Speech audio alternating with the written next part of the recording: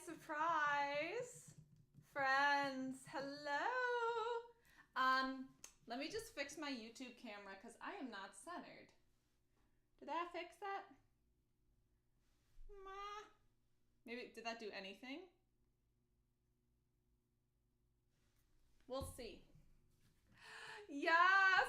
Surprise, my dolls! Look at what I have. Mirror cello. Mirror cello. Yes. Yes, and as a doll observed on YouTube, there are also LED lights. Look at the F-holes of the cello. They're blinking colors, and also, look at this. There's LED strips on the side along the ribs and seams of the cello. There are also LED strips. So I thought this would be a really, really fun surprise to launch our first live stream of the new year. So let me tell you a little bit about this cello, okay? So this cello is owned and was made by a good friend of mine here in Las Vegas, David Warner. And that's Warner spelled like Warner Brothers, W-A-R-N-E-R. David, you're gonna get all the plugs as long as I have this cello. Because as you can see by it, David is beyond gifted in decorating cellos. He is amazing. And I told him, with his permission, can I have this on my socials? And he said, absolutely. So this cello is one of David's. So as you can see, I pointed out earlier, there are LEDs on the side. And if you look at these beautiful, like, fleur-de-lis type, well, it's not quite a fleur-de-lis, but it's very close. Spray painted this in silver along the side and the back. And then on the front, we have shards from a mirror. And this, if this cello looks familiar to some of you, it was in my This Is Halloween music video. So David was so generous and let me borrow this cello for the music video. And I'm also using it for a performance this weekend. So it is in my possession at this time. And how cool is this cello? I absolutely love it. With LED strips, I kind of have it on a color shuffle setting, but you can put it on any color you wish. And this cello is just so cool. And I'll tell you a couple fun facts about it because I thought this would be a great surprise for you all. This cello is really, really heavy. This cello is really, really, really heavy. And one reason for it is because the glass on the face of the cello is mirror glass. It is pretty thick. And there's various attachments that allow the LEDs to be on. So all of that, this cello is probably 2 to 3 times the weight of a normal cello. And I just love it. I think it's so cool. Another thing about this cello, now keep in mind, the more you put on the body of a cello in terms of materials, the more you put on a cello, the more material that the vibrations have to work through to make sound. So for this performance this weekend, and I believe whenever David performs with this, there's a pickup on this cello. And so what happens is a 1/4 inch cable goes in through here, and the pickup is actually under one of the feet of the bridge. So it goes under the bridge, 1/4 inch cable, and that allows the cello to be put through speakers and a mixing board, and you can do all sorts of stuff with it, like add reverb. You could even put it through an effect pedal if you wanted to treat it like an acoustic electric cello hybrid. So it's a really, really cool instrument. And for those of you who are interested in playing with your instrument over monitors, for cello, this pickup is the industry standard. So with David's cello, you dolls are getting a tip for those of you who might want your instrument amplified. So this is called the Realist Acoustic Transductor. I mean, if you, I believe it's also called the Realist Copperhead Cello Pickup. So if you just Google Realist Cello Pickup, this is the brand. This is the leading one in the industry. I have one on my gigging cello. Most of my colleagues also have this on a gigging cello. So I will play you a little bit. Now keep in mind this is usually mic'd or amplified in some way, and it is going to be a little soft compared to Chelly. I mean, Chelly doesn't have pounds of glass glued on top of him, right? So yeah.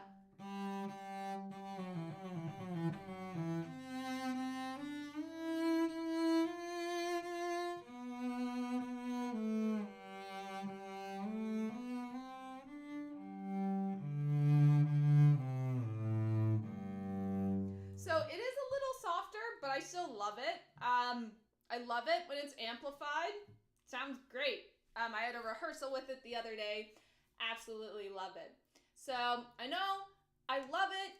One of the first times ever I logged on and a doll had already submitted a question before the stream, which is great. So we are absolutely going to get to your questions. Don't worry. I thought this would be a fun surprise for you all. Some of you were really intrigued by this cello. I posted it in my stories. You might be seeing a social media post with it soon. Maybe. So I've been having a lot of fun with this cello, and big shout out to David for letting me borrow this cello for this weekend. David he's hustling, man. He's doing a great job. He's on tour right now. Was very gracious to let me borrow this. Again, that's David Warner. He's based in Las Vegas. Fun fact, if you have seen Tina Guo's, I believe it might be Swarovski crystal cello. I'm not sure. I'm not sure, but it's Tina Guo's white cello. It's covered in crystals. I mean, they're so brilliant and beautiful. If you have seen her play on that cello in music videos, her crystal cello, David Warner did that. So he's absolutely so gifted. Okay, someone confirmed my hunch. It is Swarovski crystal. David Warner did that. So he did custom instrument for Tina Guo, things like that. So he's so talented. It is my goal to have a Gothic cello doll cello. I really want to commission David. Visit visit patreon.com/thecellodoll. That's my fundraising platform. No, I'm just kidding. Or donate. Help me fundraise for a commission from David Warner so I can have a really cool LED Gothic cello by David. I told David I'm going to keep my word. I'm going to be one of his most enthusiastic customers. I'm a big fan, and David's also a phenomenal cellist, a makeup artist, and a really great friend. So just gifts coming out at the seams. So this is the mirror cello. Let's say bye-bye because Chelly's been a little jealous this week because I've been playing with this. Chelly, he's over there in his cello stand. You have a place in my heart that no one else can have in terms of cellos, okay? He's got to learn to share. Got to learn to share, right? Compromise, healthy backbone of a relationship. So I'm going to put mirror cello. Let's say bye-bye. Oh, it's so heavy. This mirror cello is off screen. I'm going to turn off these LEDs, and then we're going to get out Chelly, and we're going to answer some of your doll's questions. All right. Bye-bye. Oh, by the way, that's not me saying bye for the stream. That's me saying Bye for the cello. I'm still streaming. Hold on. I didn't want anyone to be confused, but I'm going to be right back with Shelly. I'll be right back.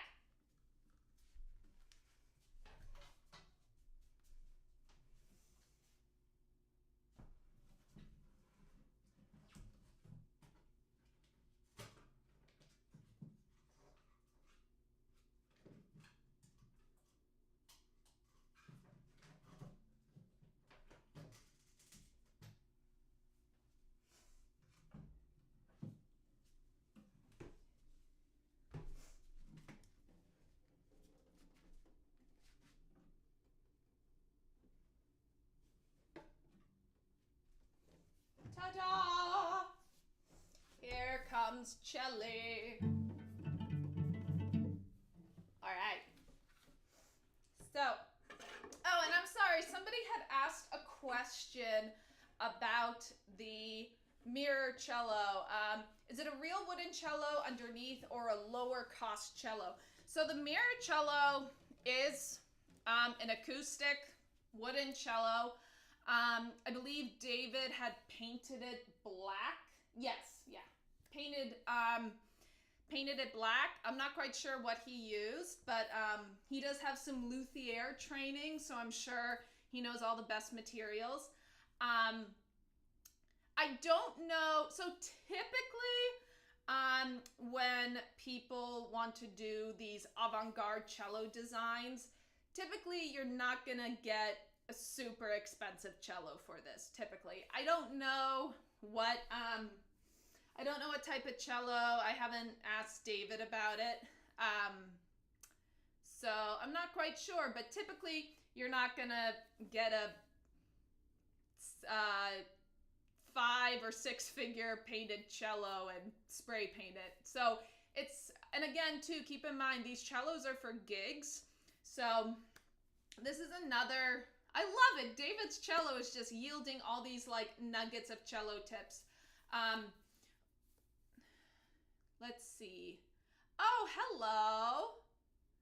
Hi, friends. Oh, we have someone new in the chat. I love it. Welcome. Welcome. So glad you're here. So one thing for those of you, it doesn't matter what instrument you play. If you are interested in doing a lot of freelance gigging, so I'm talking, I just want to center, I'm still not centered on YouTube and it's bothering me. So let's say you're interested in doing a lot of stage work, musical theater pits, backstage stuff, all sorts of things like that. You have to keep in mind, backstage areas are very close quarters. Even in some concert halls, some of the backstage areas I've been in have been very crammed. And spots on stages are tight. Cello is not amplified. I don't have a pickup on cello. So what cello only comes out for a very traditional classical orchestra concert, or if I'm playing solo acoustic in a big, big wide space. That is the only time cello leaves the house. I use cello primarily to practice classical repertoire and to do remote recordings at home. Another place I might bring cello is a recording session because it is my best sounding cello, but cello is also my most expensive cello. So if I'm backstage or in a very tight, crammed area and cello gets bonked, it's not great. It's going to be a very expensive repair. So think about if you are starting to do a lot of freelance work, a lot of genre fusion work, like kind of similar to what I've been doing here in Las Vegas and in other cities. Invest in a gigging instrument that is cheaper, but still sounds good. Because at the same time, lots of outdoor gigs, playing outside in the sun.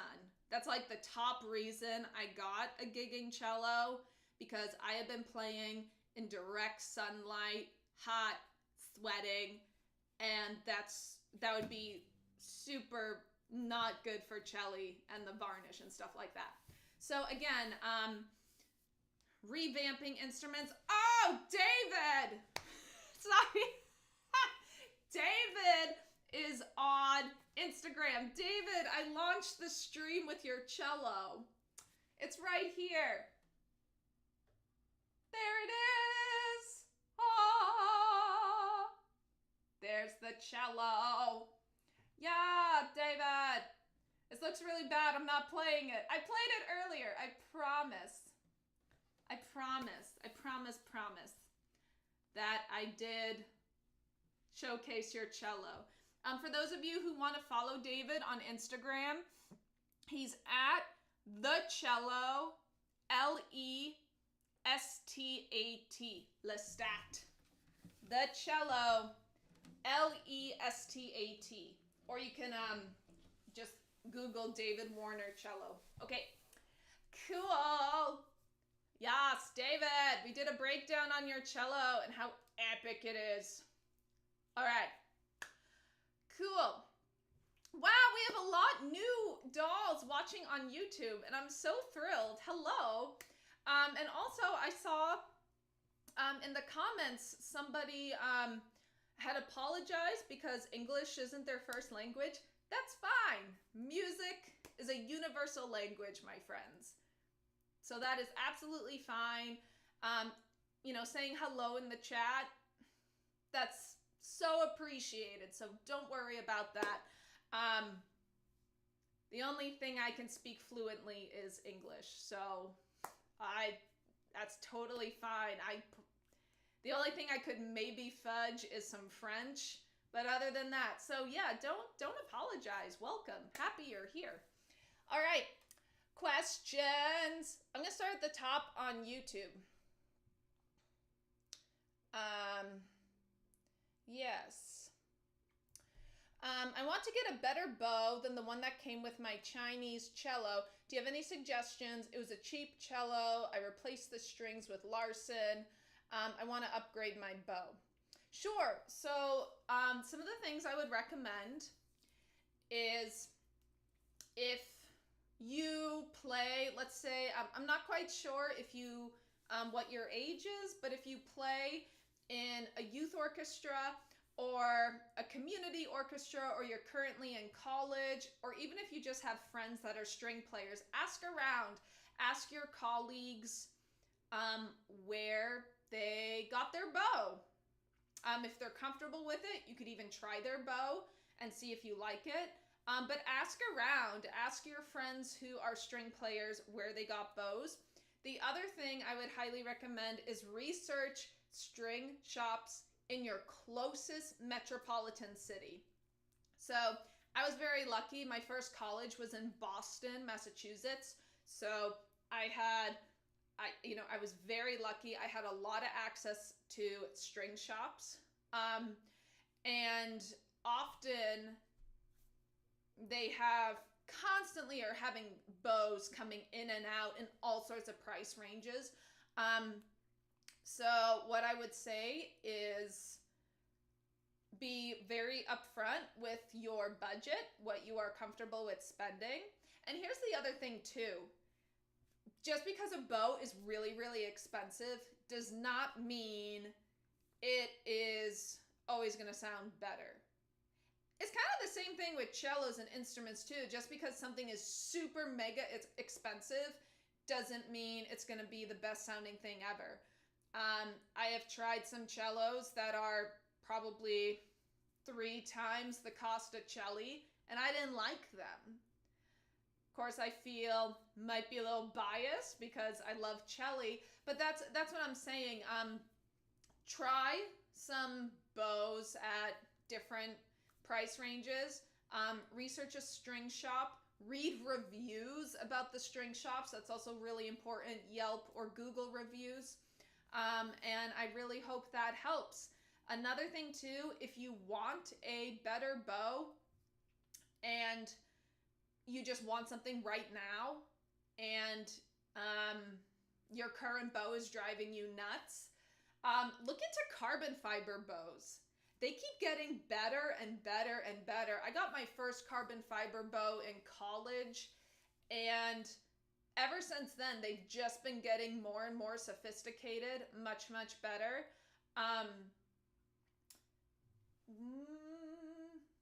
Is my carbon bow handy? My carbon fiber bow? I mean, there's a couple common brands. I think mine, oh no, it's in my other case. But Coda bows, I believe mine is a John Paul, Jonpaul, I think. I'm not sure if they're around anymore. Chords, a company out of France, also makes carbon fiber bows. And you can search on my YouTube. I've done sound test comparisons because you can get it with synthetic hair. So you can check out Chords on my YouTube page, things like that. Great. Onward.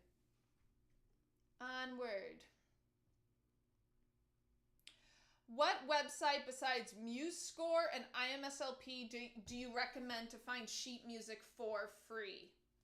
It's a great question. Honestly, you kind of named the top two big ones that I myself use a ton.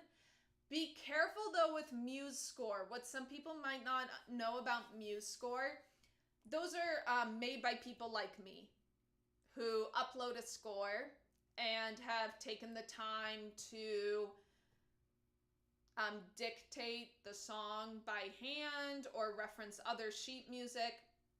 But what I will say is be very careful because a lot of the Muse scores I've listened to aren't accurate. And it's not necessarily, well, sometimes it's wrong pitches, but at the same time, if you're arranging something for piano, they got to change the octaves. If they're arranging something for cello, they might have to change the octaves or do it in a different key. So I always, if I find something on MuseScore, I always listen to the I always listen to the piece or song while looking at the MuseScore chart, and if something doesn't sound right, I kind of listen to that section. Another thing you might consider, I don't know if this app is still free, Tomplay. Tomplay is an app where you can have, I believe you can see the sheet music and also play along to the piano accompaniment, or you can play along to cello and piano accompaniment, things like that. I'm not quite sure how it works if you need to buy sheet music and the app or just the app, but you can check out Tomplay. Awesome. Let's see.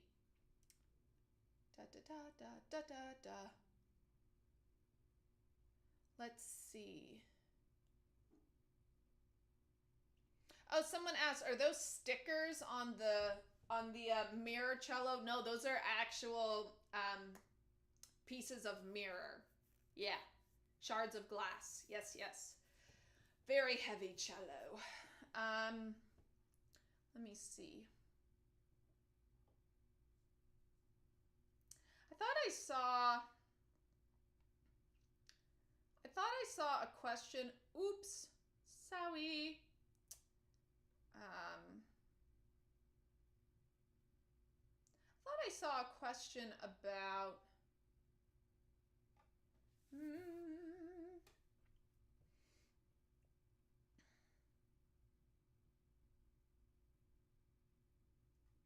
I just love this chat on YouTube is so active and it makes me so happy.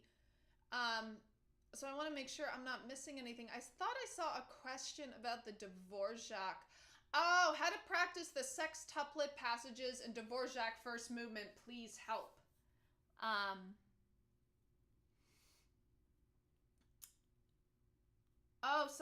And we also have a question about Chelly's age. So let me get my Dvorak music. I get this question like every 3 or 4 live streams. It's a very popular question. It's a very infamous cello passage. Have not practiced it in a bit, but I'm going to trust my muscle memory. So let me get my Dvorak. Dvorak Cello Concerto. Yes. You can see my current copy from college is like falling apart. Oh yeah, and the middles come out too. So that's fun. I should honestly repurchase because so many of these notes aren't, I view the piece differently, you know, than when I learned it back then. Oh! Yeah, oh my god, these pages are like so wilty. Someone was asking, I wonder if your cello is as old as mine. Mine is 40 or 50 years. So fun fact, Celli has no label, no sticker. He's a mysterious man.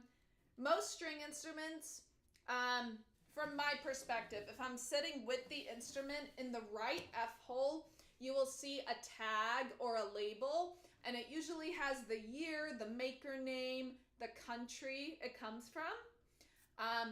Sometimes you might even get like a full date, but you'll at least have the year and the maker name. Celli doesn't have that. Ooh.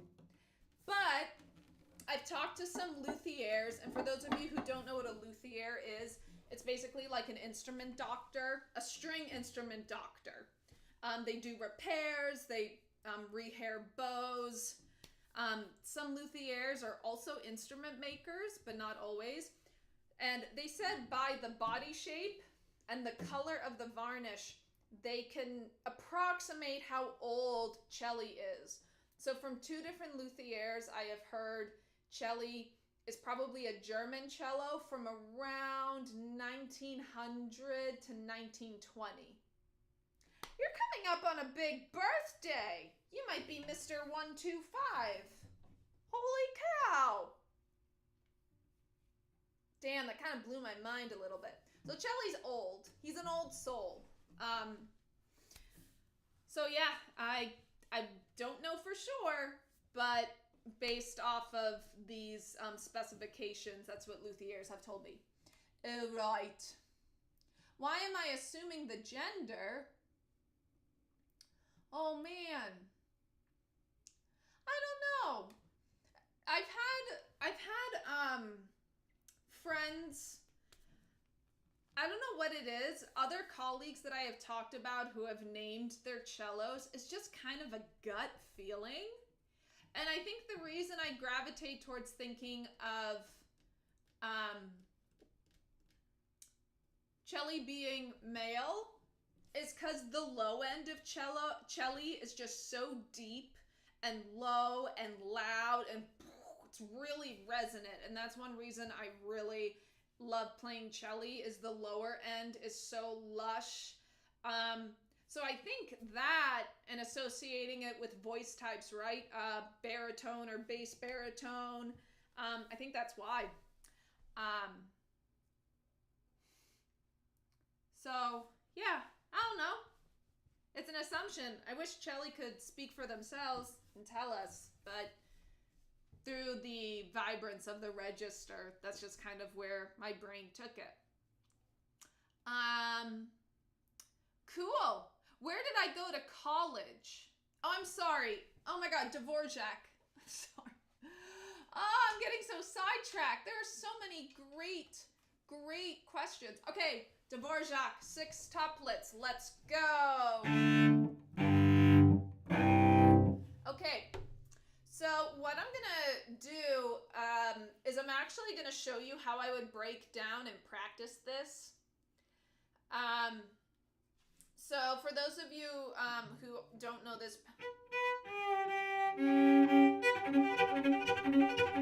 I'm assuming it's that one that starts that way.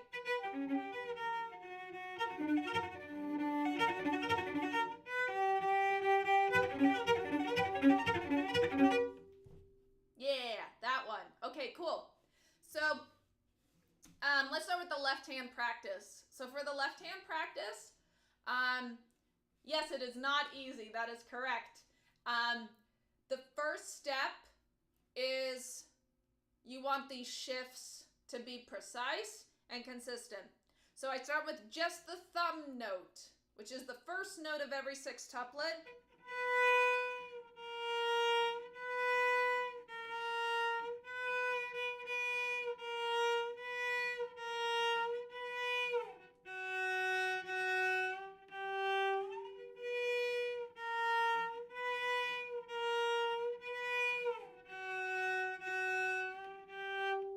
I'm getting like flashbacks to college because gosh, I worked on that for so long.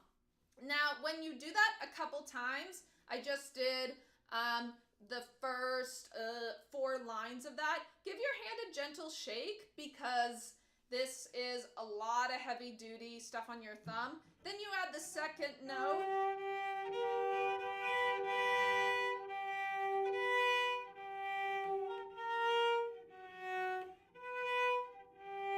Now, what I do kind of mentally is I ask myself, is this a half step or a whole step?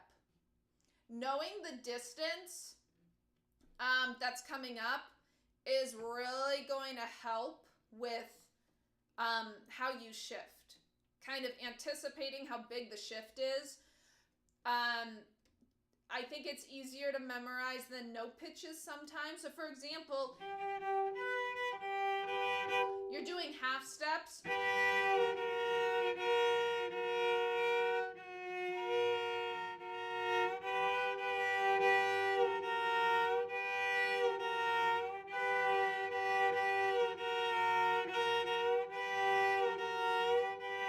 You notice I'm doing double stops. That's a great way to tune these sextuplets. I'm only doing the first 2 notes of each sextuplet. And then you have a big shift.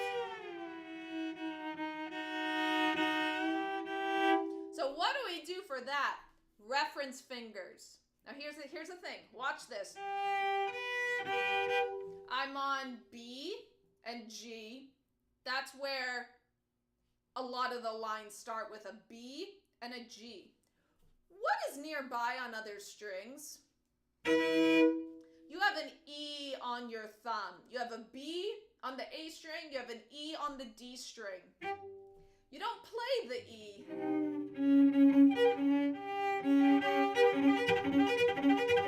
You don't play the E because your first finger's in the way, but it's there. So when you have to shift to F sharp, D sharp, I put a laser pointer focus on that E. That's one of my big secrets for playing this part. Even though we're not playing the E, your fingers are outlining references, and you should really ask yourself, what is the other note under my thumb? What is the perfect 5th under my thumb? So use that E as an anchor, and you put the first finger there. So now you can put your main focus on getting the thumb to the F sharp that's down here.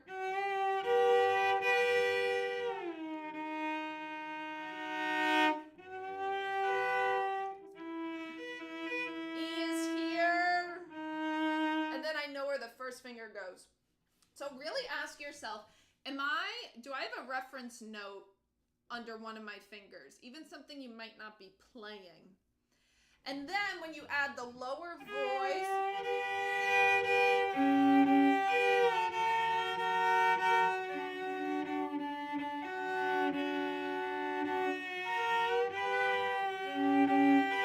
and you don't move on until that one's perfect, intonation-wise.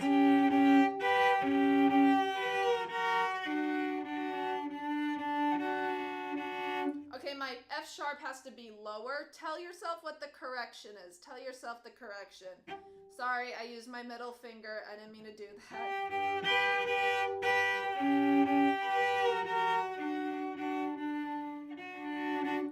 F sharp.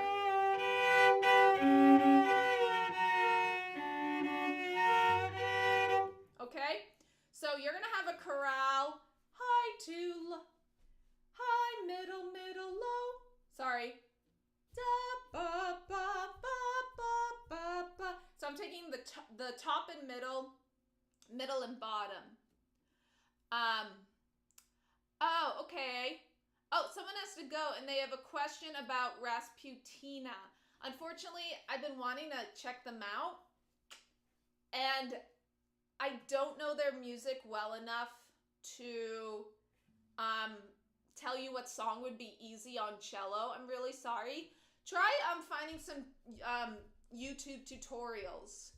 Watch a cellist play it, and they might give a tutorial and you can gauge whether or not it would be good for your level. Also ask your teacher I highly encourage my students to bring in popular reps, so I hope that helps. Cool. And then for the bowing, this is a hard, going back to Dvorak.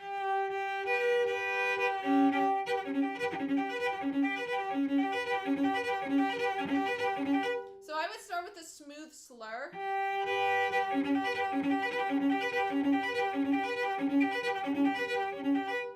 Okay, and then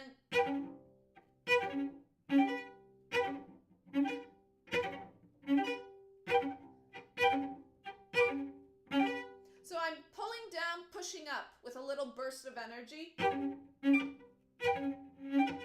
Because you want to get a flow where you can ricochet.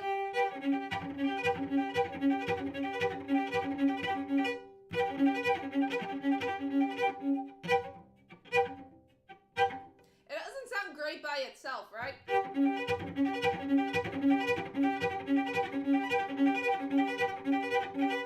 Another little trick for getting the bow to kind of ricochet and shake on its own. I turn my bow like a hair crooked. That crooked impulse kind of causes the bow to shake a little bit. Tiny, tiny crooked bow. I don't want people saying, Cello doll told me to play Dvorak like this or like this. No, I did not. No, I did not. Just a little bit. I push the bow away from me the tiniest bit.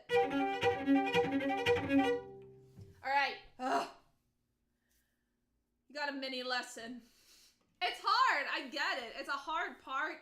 And there is a lot to explain because there's so many pieces. And here's the thing. Don't be afraid to live long with one piece. I remember practicing whenever I worked on Dvorak and I came to this passage, I would just do the thumb for a couple days. And then I would just do thumb and one for a couple days. So I'm not telling you to do all of this every single day. I'm kind of quickly going through the pieces you need to build up that passage. All right, more questions.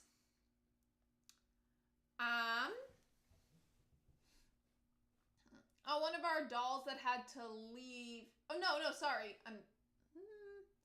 Someone asked, where did I go to college? Where didn't I go to college? I went around. I went around town for college. I attended Boston University in their College of Fine Arts program. And I got a dual bachelor's in cello and composition, music composition. And I also got a master's in cello performance, same college. I spent a little bit of time at the Cincinnati Conservatory of Music, but ended up having to transfer to Mannes School of Music, which is now a part of the New School in Manhattan, in East Village. And that was really fun. I got my performance diploma there. So, yeah, I really did a lot, going from Boston to the Midwest and then to New York City. Getting to live in New York City as I say college student, but I was approaching my mid-20s, so I didn't feel super college-y. Maybe I was in my mid-20s at that point. But it was still so cool to work with professors that freelance all over New York City, have a couple gigs in New York City. That was really, really fun. So that was my last college experience. Unfortunately, I had to finish my degree online due to the pandemic, which was kind of a bummer, you know, not being able to experience New York City. But then after I had a virtual graduation ceremony and everything. And after that, I moved to Vegas for work, and also cost of living is much lower in Vegas than New York City. And I had work opportunity. So, yes. Yes. All right.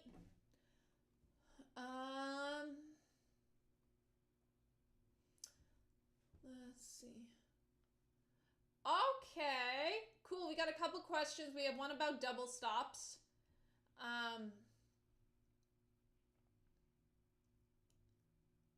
Question. Where you have double stops using higher positions on lower strings combined with open strings. Okay. Cool. So this is a question about playing double stops on lower strings where one of them is open, but you're in a higher position. Let's see. Such as F slurring to high G on a G string. Whoa! Do you mean something like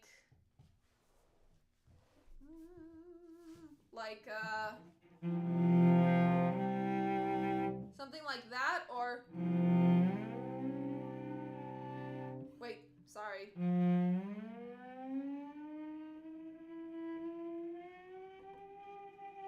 I don't think you mean that high. I think something like that. That's really pretty. Well, F is a tough note because it is also where our wolf tone lives. Yeah, the F is tricky. F is tricky in general because it is a wolf tone.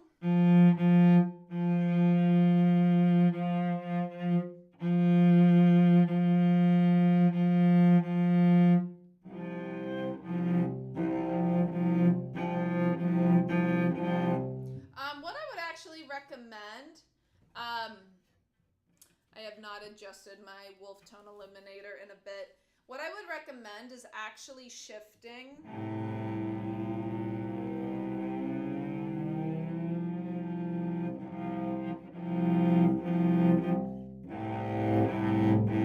It's going to be easier down low because we have two long strings happening. And as you shift up the G string, you're shortening one string, but the lower string is still long.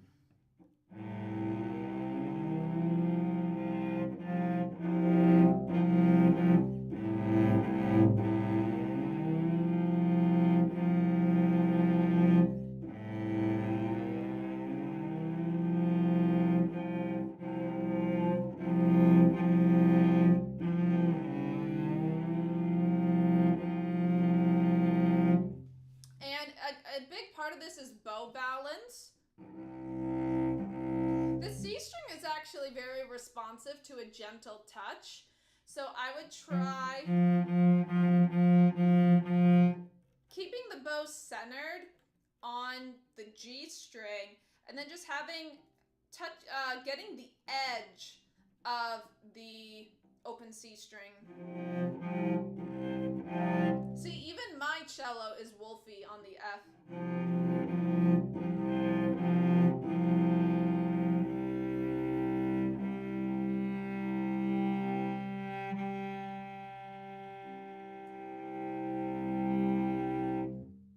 Yeah. Oh, you're using the harmonic.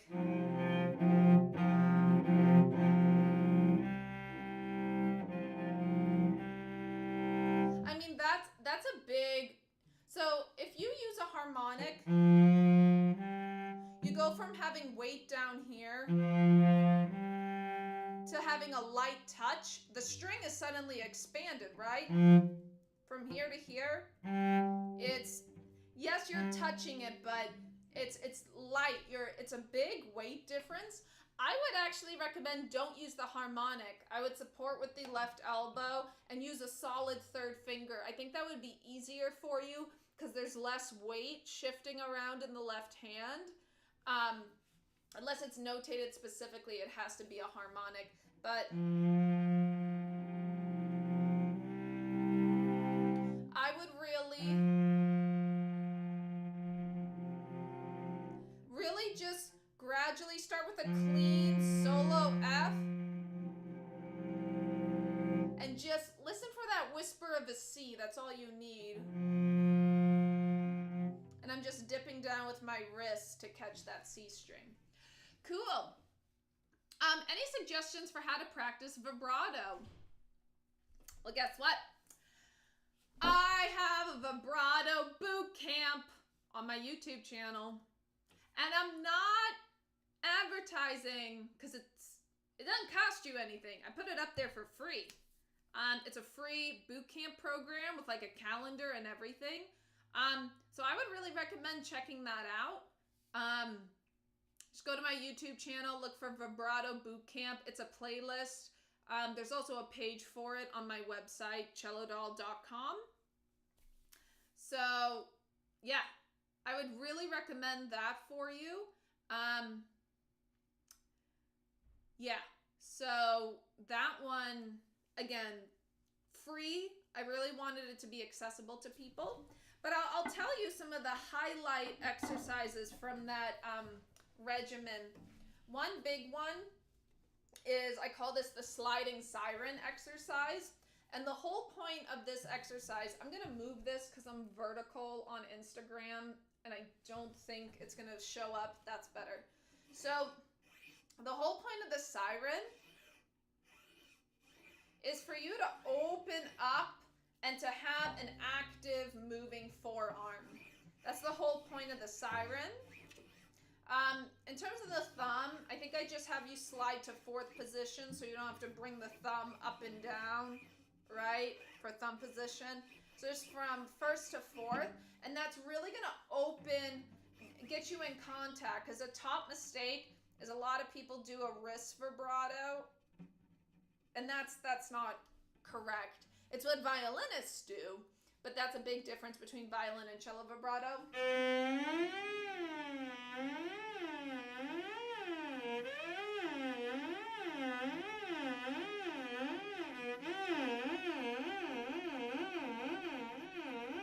So that's the first step of the siren exercise, and I'm kind of hooking my finger on the inside, kind of like if you're gonna pluck it. That allows you to shift very smoothly. Okay, and then that's kind of the first step, and I would do that across all the fingers. 1, 2, 3, and 3, 4. Notice I said 3, 4. Whenever you have vibrato with the pinky, you need to have the third finger down for support because the pinky is so small, both in terms of length, but also in width. Our pinkies are very small, so there's not a lot of teachers I work with call it the pad, your finger pad, basically your fingerprint pad. That pinky doesn't have a lot of room, not a lot of square footage for you to oscillate on. So you always have the third finger down with 4.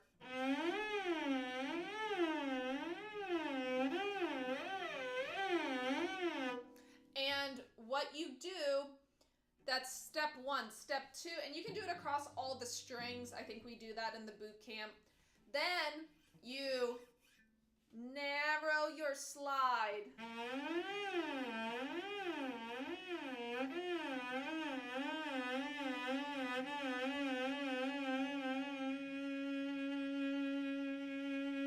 And you try to keep that sliding motion when you land. And the other thing too, for that exercise in the boot camp, and I still believe this, I don't tell you to aim, don't aim for a pitch. Because the whole point is for you to be loose, kind of throwing the arm forward and back. And you narrow in on it and you land. But if you're so preoccupied with thinking, oh, I'm getting close to a D, it's got to be perfectly in tune, your arm's going to tense up because your focus is so much on the intonation. So as a starter, don't worry about where you land if you try the shrinking siren exercise.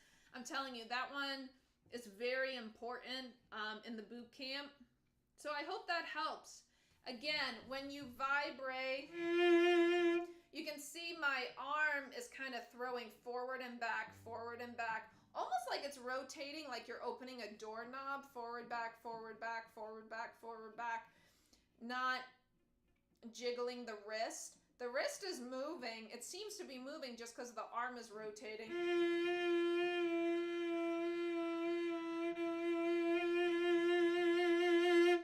So I would recommend you do this in front of a mirror or your phone on selfie mode. See if your forearm's active. If it's not, really bend the pitch.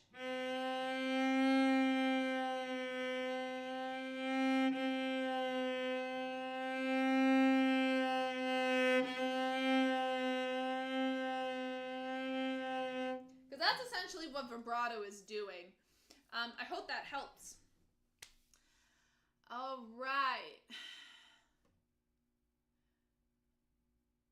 Oh, okay. So this doll is a couple questions for us. First was, sorry. Two different people. Follow-up question. How about the vibrato, the first 3 chords from Elgar Concerto? You have to be kind of careful when you vibrate chords because especially the Dvorak, the Elgar Concerto has a lot of perfect fifths, and if you're shaking 2 notes, that double stop intonation, it might not wiggle the same way, and your 2 notes, you know, kind of sounds like fighting bees, doesn't it?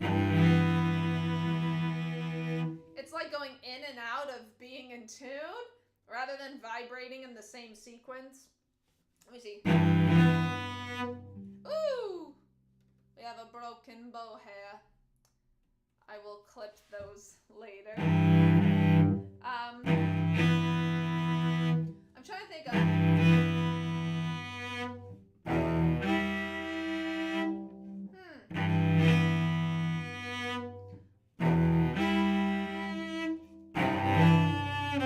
I definitely vibrate the D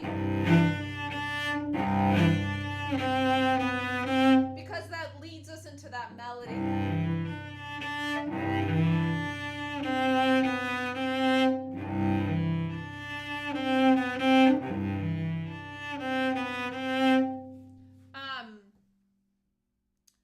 So yeah, so that is what I would do for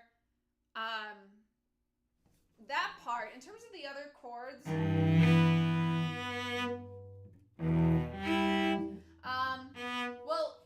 when you're choosing what to vibrate in a chord, ask yourself, does it make a melody? So let's just do the top notes.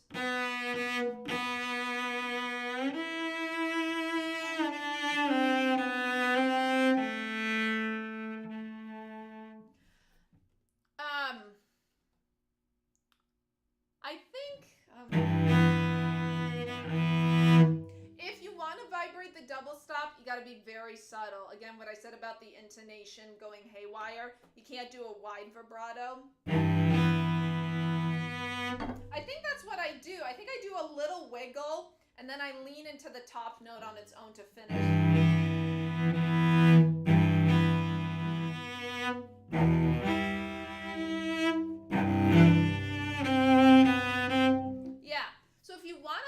Double stops. I'm not saying never do it, but you gotta be very, very narrow.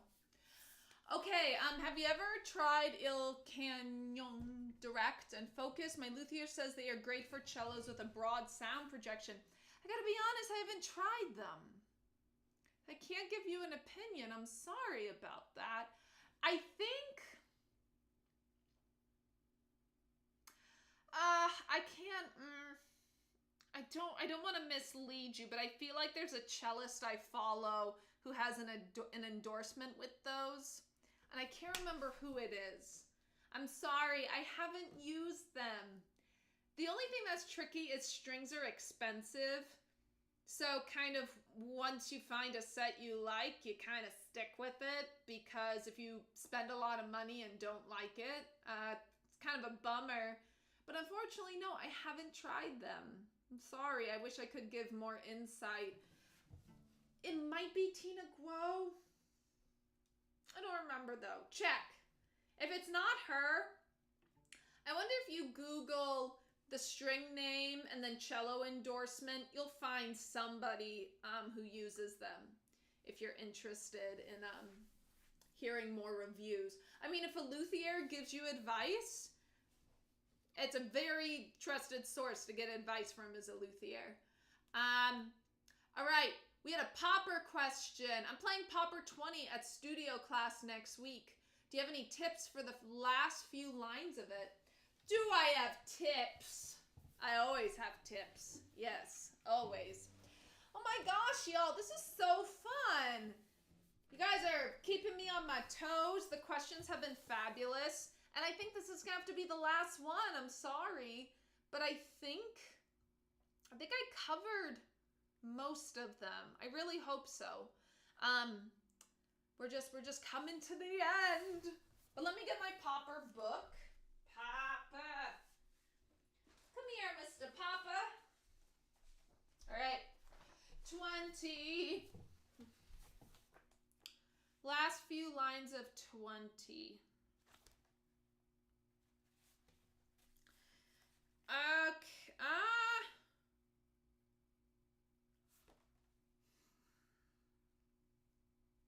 It's very interesting you asked this, because I'm going to give you similar advice to the Dvorak.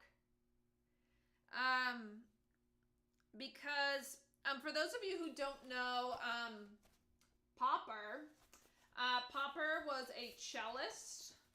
I should know David Popper, and I should know his dates, but I don't know his dates.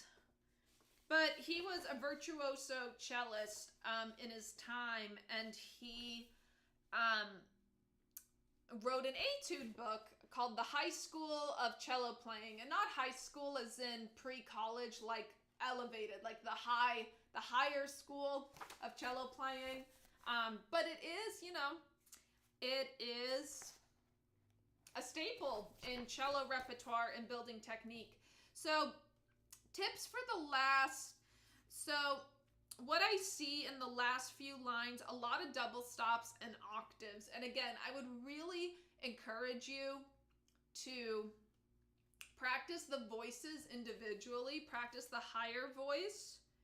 I'm not quite sure. Do you mean the last 3 lines, the last 4 lines, the last 2 lines? I would love some help narrowing it down if you could. That would be awesome. But no, this is actually one of my favorite etudes. I feel like a rock star when I play this one. I really like this one.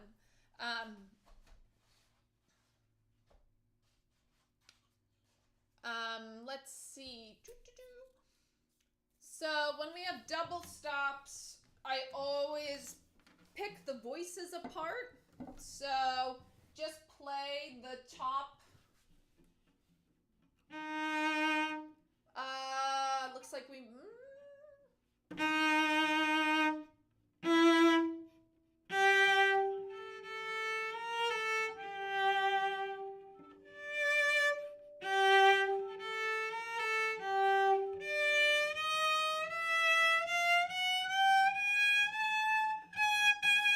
Sorry, I thought it kept going, but it doesn't. Now here, I'm raising my bow arm a little bit to really lean into the up bow. See, that wasn't clean. So I practice it again.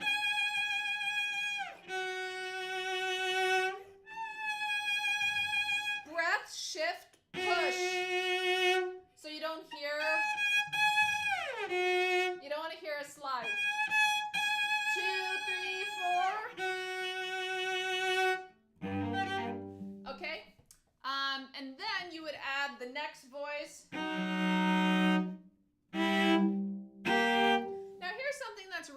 important, and I can't stress this enough because I've said it so many times teaching lessons. When you are taking voices apart in double stops and chords, keep the same fingering that you would when you add the rest of the chord or double stop. Don't mess around with the fingering just because we're isolating voices and there might be an easier fingering, because you're going to practice something that's not in the full version. So really keep the same fingers. And then again, like the Dvorak, you would add the next voice.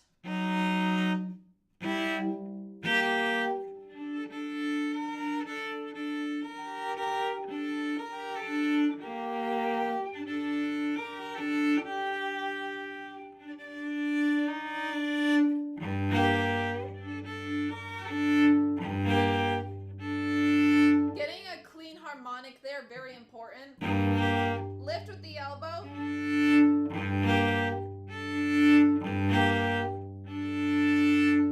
And I know I'm playing this slowly, but when you're working on intonation work, it's important to play slowly so you can process the intonation. Also notice I've been adjusting my elbow for thumb position. I can't tell you enough how often I talk about that, supporting with the elbow. Well, what's the right amount? Parallel to the floor. Yeah, straight out, just like that. And if you have a kink in the wrist, if your wrist has a bump, too low. If you're touching the shoulder, no! That's a big no-no, because you lose all your dexterity and angles and lifting up to feel supported and feel grounded on the D string. If your elbow droops, you're pulling your hand off. So that's really important too. Really make sure you're supporting with the elbow and that your forearm, again, I think of it parallel to the floor. The other challenge with this ending of the popper is you're going from a lot of thumb positions, shorter strings to longer strings, like a...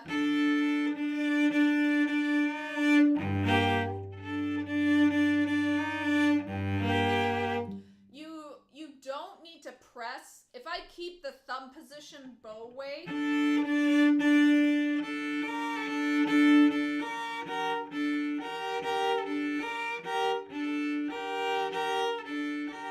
having a squeak. So when you hear something like that, live in it for a bit. See what's going on.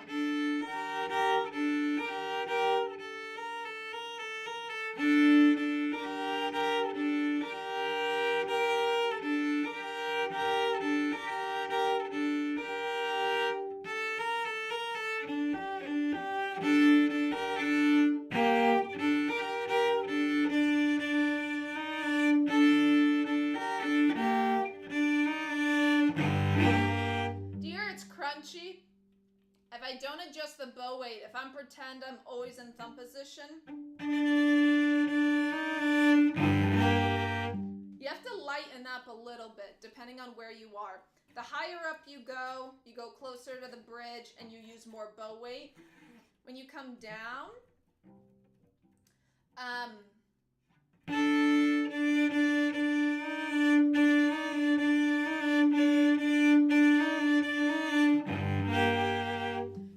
adjust a bit. And then for the 6 tuplets and 5 tuplets, I would try to do the single start of each beat. Don't worry about the rhythm because it's very normal to want to rush the rhythm.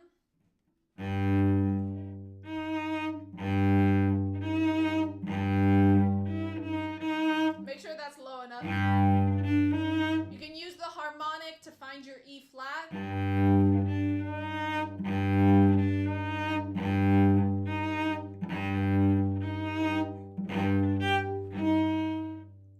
Oh, it's been a minute. So then I would make it 8th notes. Sol, sol, mi, la, sol, sol. Or G, G, E flat, A, G, G, E flat, A, G, G, E flat, A. So we're building the rhythm by 8th notes.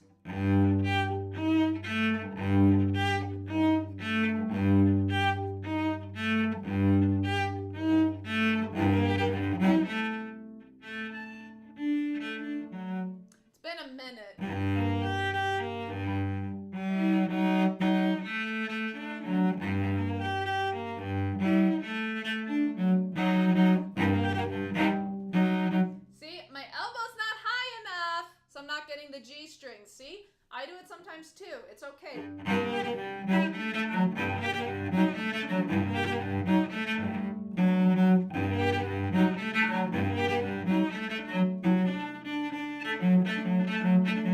I gotta remember to be solid and prioritize the lower string. It's higher here, lower.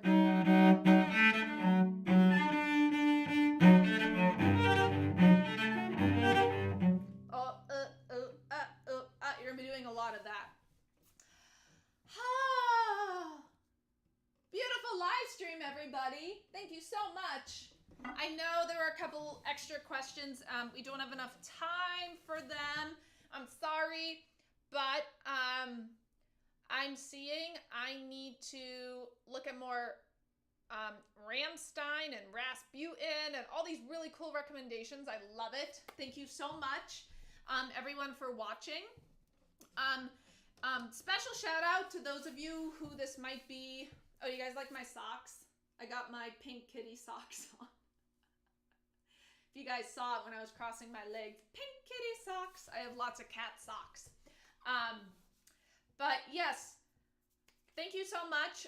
Especially special shout out to those of you who might be new to our live streams or haven't seen that many.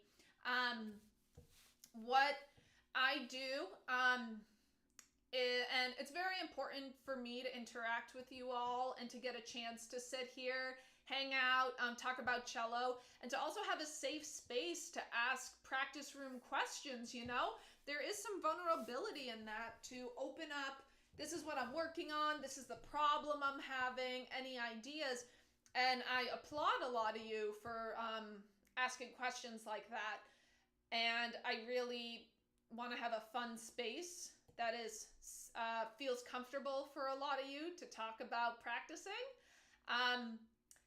Yes, so really appreciate you all being here. I do these live streams the last Thursday of the month, the last Thursday of each month. Cello Tip Thursday live stream. If for some reason I am traveling or have a performance, please keep an eye out on my YouTube feed, Instagram, Facebook.